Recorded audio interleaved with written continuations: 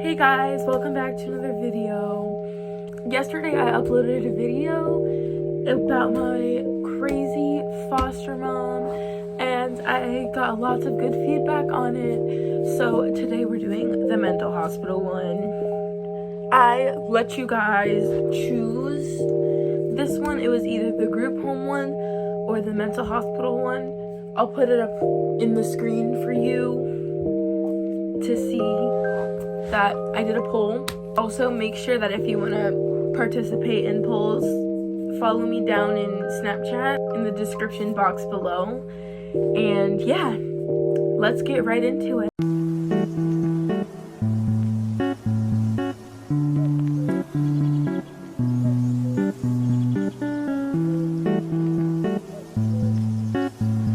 It all started when I was going from a toxic foster home, the one that I talked about in my last video, and I was struggling with mental health. I'm not going to say specifically what I was struggling with, just so nobody gets triggered, but let's just say it started with that. I was in the emergency room for about 1 month. They couldn't find me a bed because of, I guess they labeled me as aggressive. I don't know why. So basically, I was waiting and then I came into the place. I'm not gonna say the place's name for, reasons. I don't want to get sued or something. And I also won't be sharing any names. The experience I had there was very dehumanizing. It's one of the main reasons why, even if I was struggling, I would never go back to a mental hospital. That place that I went to, it was the last resort. I've been hospitalized at least 10 times for mental health issues, and that I've got inpatient. I've been to the emergency room many other times. If you're not familiar with the process, basically how you get admitted into a hospital is you either get sent to the ER or go to the ER, explain to them what you're going through. They deem if you're unsafe or if somebody else's safety is in jeopardy, and then you basically are sitting in the emergency room in the psychiatric ward waiting for a bed. Once you get a bed, usually inpatient. If you can get lucky and go to residential, but usually it's ER, hospital, inpatient, and then residential. So I was actually at a special facility that is funded by the state that isn't really a hospital but isn't really a residential. It's like inpatient but a little bit more free. Now this hospital is also made for people that are in corrections. I wasn't there for corrections. I wasn't there because I had a charge. I was just there, for mental health issues. Now this caused a lot of problems for people that were just there that weren't in corrections.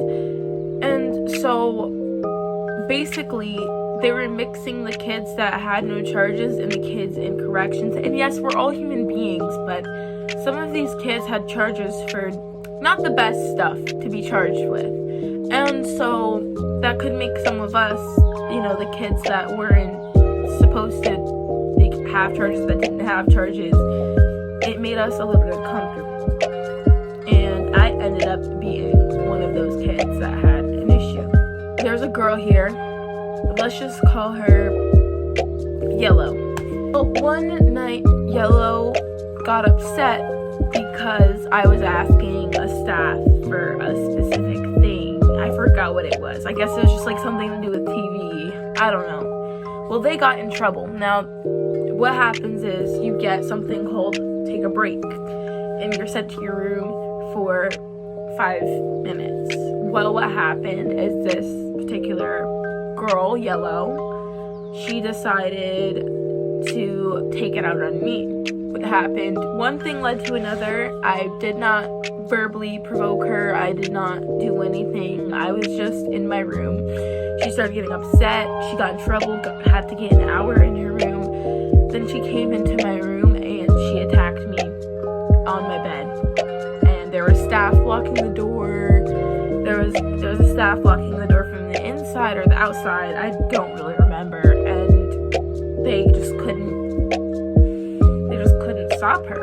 I don't know if she was, I think she was there from being from corrections. I'm pretty sure she was. That's at least what I remember, but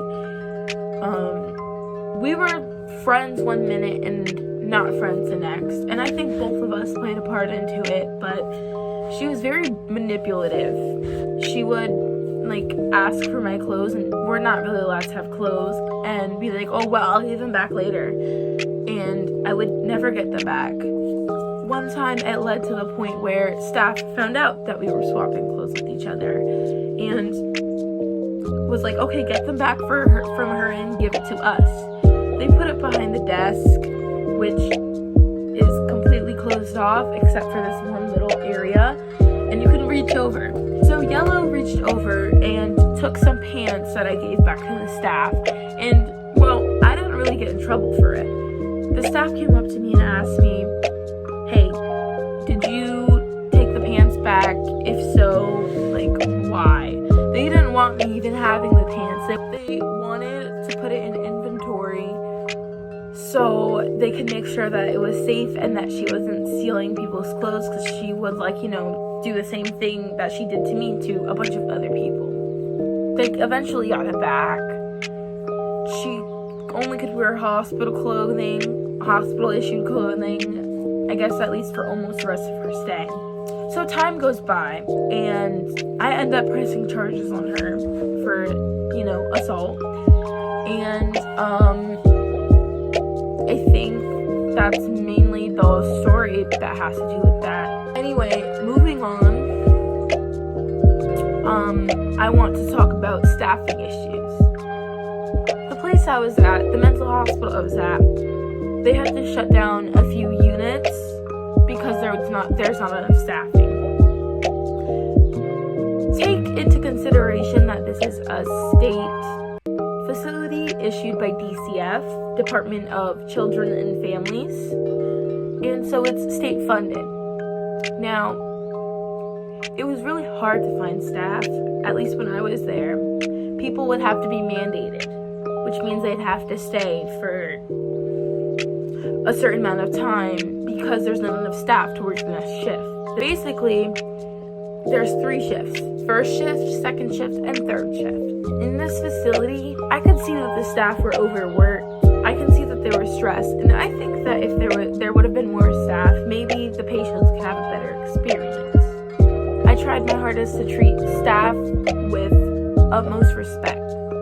Now, there was the days I had bad days and when I do regret snapping at them because it's just their job to take care of us. But I was also struggling with my mental health, and I was trying to become better. Now, peer relationships would happen there all the time. If you were in a relationship with another kid, you might get put on a separation. It's kind of like a restraining order where you're only allowed to be 10 feet away from them, except for the fact that your clinician and your team would put it in if they thought you were interacting too much or being too friendly. Now, in some cases, kids would be moved to other units. I always thought that was sometimes extreme. But I also realized that in some cases, it is necessary, especially if both of the kids were just not clicking. Now, one of the crazy stories I have is about this guy, this dude. He would get with the girls, and he was like 17, almost 18, and he would get with girls that are 13. And I'm gonna be so completely honest, I dated him when I was there. I dated him. He was really sweet, made it seem like he was the sweetest boy ever, and then went and cheated on you with a 13-year-old. Eventually, people just stopped playing into his antics, and he had nobody but himself and staff.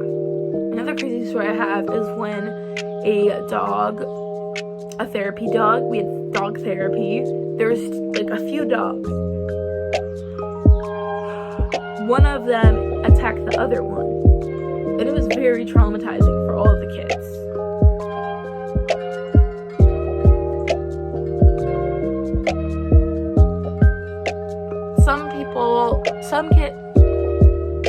Some kids started having panic attacks attacks. I was one of them because seeing that dog hurt, it was really heartbreaking.